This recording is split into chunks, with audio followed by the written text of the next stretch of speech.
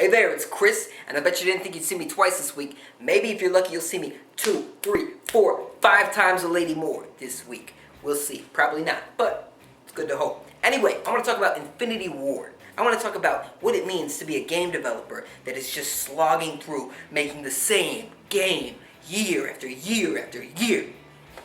Activision, you know Activision, they published this little series called Call of Duty. You might have heard of it. Infinity Ward is developing this year's version. Activision now has 3 teams making 3 different Call of Duties. So Infinity Ward's is this year. The new guys, forgot their names. Their game is next year, and Treyarch will be the year after that, and then it'll go back to Infinity Ward. Guess what? They're all making Call of Duty games. That's it. That's all they're making. And that must suck, because Infinity Ward just released their new trailer for their new game called Call of Duty Infinity Warfare, or Infinite Warfare, if that's how you choose to pronounce it. It's happening. And they got dissed by some Battlefield developers on Twitter. They said something along the lines of, well, this game looks so quaint. The graphics are from 2010. I love this shitty little amateur camera angles and blah, blah, blah, blah, blah. So first of all, you're getting dissed by your competition. And that's not fun, because as a professional, you can't really respond back, especially when you work for a big company like Activision. And I'm sure the DICE developer that said that is in trouble. The tweets got deleted. So that's not good. But it doesn't make you feel good as a developer. Secondly, it must not make you feel good as a developer to know that you have to make a Call of Duty game this year. And you have to make a Call of Duty game. You have to spend the next 3 years making another Call of Duty game. And the next 3 years after that, making another Call of Duty game. That sucks. Infinity Ward has gone through some stuff, man.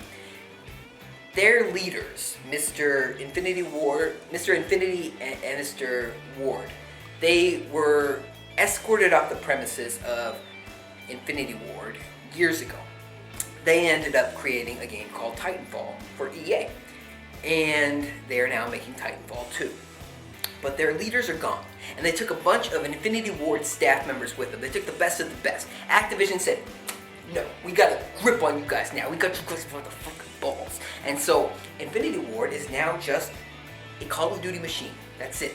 The franchise that started it all under them, they're now a slave to. And that's because, people need to work for a living. They need a steady job.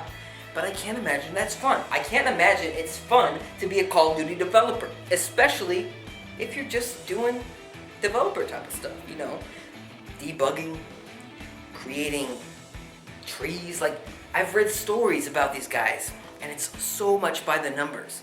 Like, there's guys that are going around saying, why do the trees look like that? The trees should just be this way. They need to be boring. There was a developer. He's now making a Jay and Silent Bob game. Can't remember his name. And he may have been making a Call of Duty game. It may have been a Battlefield game, but it was one of those, most likely. He was talking about his story working for a AAA developer. And he said that he was creating the colors for a sunset. And he added some purple or some pink, some kind of color you don't normally see in a sunset.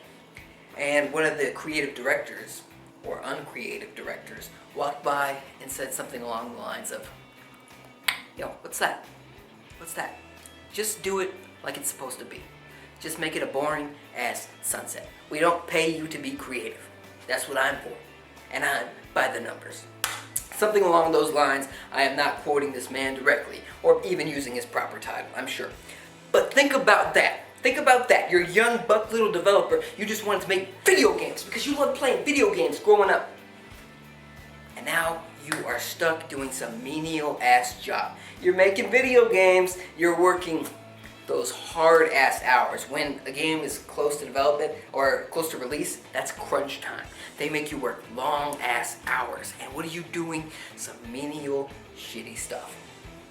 It's gotta suck. It's gotta suck being Infinity Ward. It's gotta suck being Treyarch. Man, Treyarch. I think Treyarch used to probably feel on top. What are they doing now besides Call of Duty games? I don't know. I really couldn't tell you. They used to make Spider-Man games. I think they used to make skateboarding games. They used to make all kinds of games. But now, under Activision, they're just straight up a Call of Duty farmhouse. That's gotta suck. That's gotta suck. DICE, they've got a little bit more freedom. But if you think about the games they make, they're pretty much all in that first-person perspective. Pretty much. But they do have a little bit more freedom with their franchises. They could probably bounce from house to house, you know. You got the guys making Battlefield, but you've also got the guys making Battlefront, Star Wars, and Mirror's Edge. So they have a little bit more freedom under EA, but, you know, I think being under Activision making Call of Duty games, or being under EA making Madden games, unless this is your passion, unless this is just your passion to do the same boring stuff, and a lot of these guys it might be, because a lot of game development is very mathematical, and a lot of mathematical people are very left-brained, because they're like math, you know, it's just predictable. And so maybe they enjoy that, but I gotta imagine a lot of these people came to do something, came to be creative, and they are not getting that freedom in any way, shape, or form that is satisfying in their life. I'm just speculating about what I believe it's like to do something like that. I gotta think it sucks. But let me know your thoughts. What do you think about this? Have you ever thought about what it means to actually develop these games? Because, you know, Call of Duty gets shitted on every single year. It's, oh, another Call of Duty game. Oh, another Assassin's Creed game. I didn't even talk about that, but it's the same story. It's the same exact story. Assassin's Creed, Call of Duty, interchangeable. It's also got about 3 studios working on 3 different games. And now Assassin's Creed is finally, I think, skipping a year. Big news. Maybe one day Call of Duty will skip a year, but till then, I'm rambling, but those are my thoughts. Let me know yours. What do you think about being a game developer? What do you think about being a AAA game developer? I can understand why so many of them leave to do something so much smaller. A lot of people don't appreciate indie games. Like, yeah, I don't want to do that. I don't want to deal with all that. I want the big AAA games. And, you know, you can understand it to a certain extent for some people, because some people just don't care. But you got to understand it from their perspective on why they wanted to make those games in the first place. They get to be their own boss. They get to have their own ideas. They don't have Activision, Ubisoft stepping on their throat every second. Those are my thoughts, unbiased as could be. Let me know yours, comment section below. Thank you very much for watching. See you next time.